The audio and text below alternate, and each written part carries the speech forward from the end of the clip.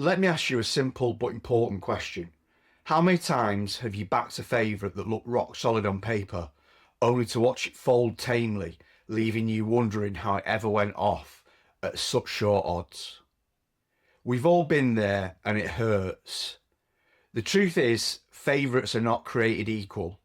Some deserve their status, they've got form, class, conditions and fitness all in their corner, but others are what I call false favourites, horses that the market elevates to favourite status, but who actually have very little chance of winning.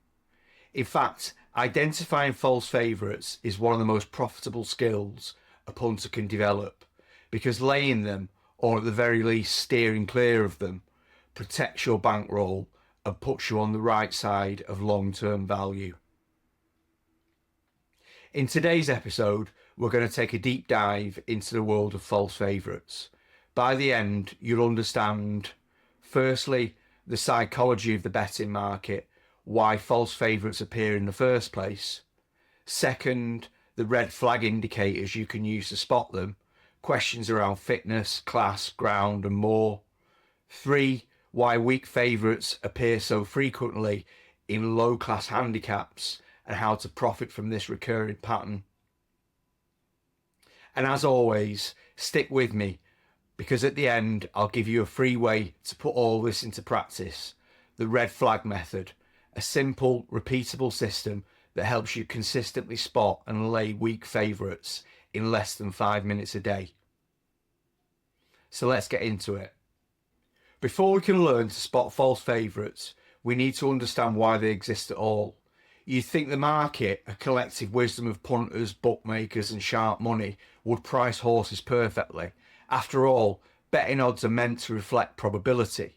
But the reality is the market is driven by psychology as much as mathematics. Firstly, recency bias. Punters overweight the most recent performance. A horse that ran well last time out, even in weak company, often goes off short next time, even if the conditions are very different. Second, reputation bias. Big stables, fashionable jockeys and flashy purchase prices create hype. Horses from top yards often go off favourite because of the name attached, not their true chance.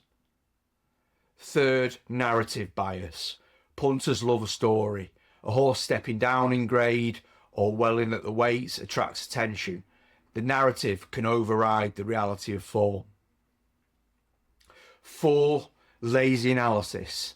Many punters and even some pundits don't dig deep. They look at the race cards, see the most overly hyped obvious candidate and assume the market must be right. This herd behaviour amplifies false favourites. 5, bookmaker positioning. Remember, bookmakers frame markets with margin built in. Sometimes they deliberately position a horse as favourite to attract money, knowing that the true chance is slimmer. So what's the key lesson? Well, false favourites aren't accidents. They're a natural byproduct of human psychology and market structure, and that means they'll always exist. The edge belongs to those that can see through the bias and spot the flaws. So how do you spot them? That's where the red flag indicators come in. When analysing a favourite, I ask a series of simple, logical questions. Each one is essentially a red flag test. If the horse fails enough of them, I know it's vulnerable. Let's go through the most important ones. Firstly, fitness. Is the horse returning from a long layoff without a proven record from fresh? Has it had multiple runs in quick succession, suggesting burnout? Is it dropping back after an injury or a poor run without signs of recovery? Unfit horses can still go off favourite, especially if their paper form looks strong, but fitness is non-negotiable. Class. Is the horse stepping up in class against stronger rivals? Has it struggled at this grade before? Are its wins all in weak company? Favourites often get overbet when moving up in grade, but class ceilings are real. Horses rarely break them easily. 3, ground. Has the horse ever acted on today's going? Does pedigree suggest suitability? Is the horse a proven firm ground type, now racing on soft? Ground is one of the most common traps. Markets often ignore that form achieved on one surface doesn't automatically transfer. 4. Distance. Is the horse proven at the trip? Is it stepping up significantly in distance for the first time? Has it failed over this trip before? Favourites unproven at the distance are always risky propositions. 5. Draw and pace. Is the horse poorly drawn for today's field size and track? Does it lack the pace to overcome a bad position? A strong horse in the wrong draw can still be favourite, but the bias works against it. 6. Trainer and jockey form. Is the yard cold? Is the jockey unfamiliar with the horse? Are the connections overbet because of reputation rather than results? Recent performance context. Was the last win flattered by pace or field size? Was it against inferior rivals? Did circumstances make it look better than it was? So how do you use the checklist? I recommend treating it like a traffic light system. Each red flag is a warning. 1 or 2 may not be fatal, but 3 or more is a strong signal that you're looking at a false favourite. Here's something crucial to understand. Weak favourites are the most common in low-class handicaps. Why? Well, because of inconsistent horses. Low-grade handicaps are full of inconsistent horses. Types that win one week and flop the next. That inconsistently means that the market often latches onto the last good run and overbets it. Thin form lines. Form in class 6 or 7 races is unreliable. Horses beat each other in circles. A winning performance may mean little when the opposition is equally poor. Market herding in poor races. Punters want an anchor.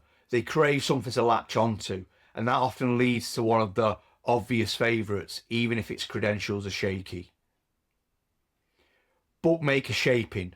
Bookmakers know punters will pile into the obvious favourite in a poor race. They use that to balance their books, positioning the horse shorter than it deserves.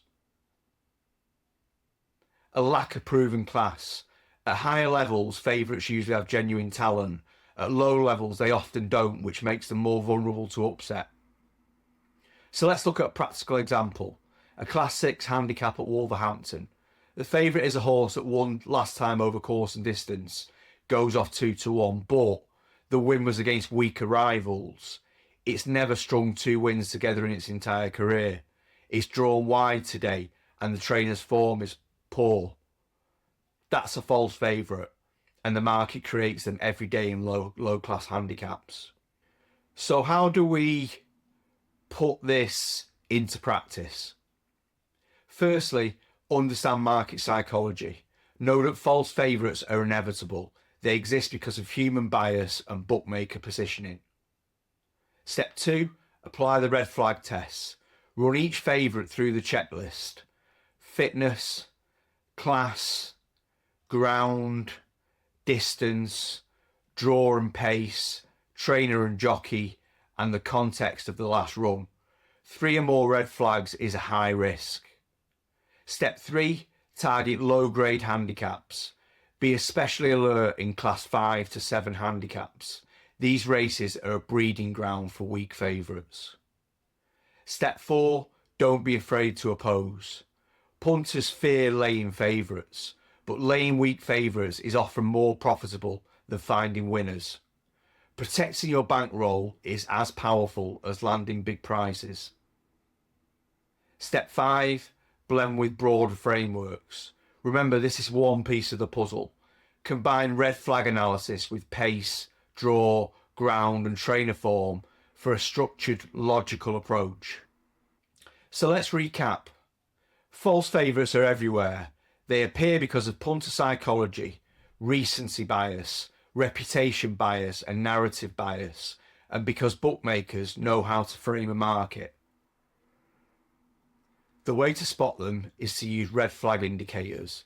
Check for vulnerabilities in fitness, class, ground, distance, draw and connections. One flag is a warning. 3 or more and you've likely found a false favourite.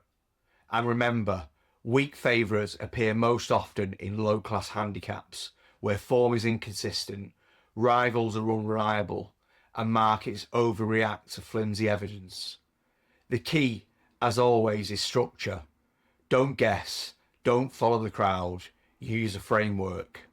That's exactly why I created the red flag method, a simple, repeatable system that helps you consistently spot and lay weak favourites. It's quick, logical, and it works. Because in betting, avoiding losers is just as powerful as finding winners. And if you can make a habit of dodging false favourites, you'll already be ahead of most punters. Thanks for listening, and until next time, bet with clarity, bet with structure, and let the red flags guide your way. And as always, win quietly.